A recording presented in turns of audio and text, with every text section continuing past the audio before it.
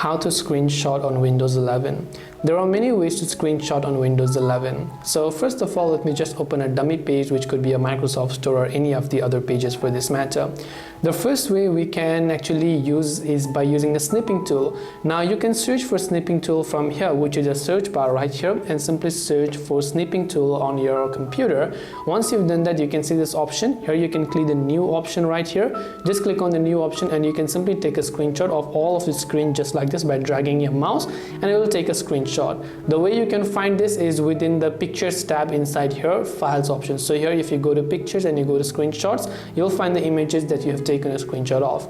Now a shortcut way to access screenshot snipping tool would be to use Shift Windows and S key combination. So Shift Windows S key combination will also open up snipping tool. Otherwise, another way to use it is by simply using the print screen button on your keyboard. That will also open up this particular menu.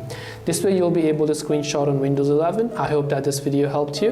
If you have got any questions, feel free to leave them down below. Thank you for watching and see you soon in the next video.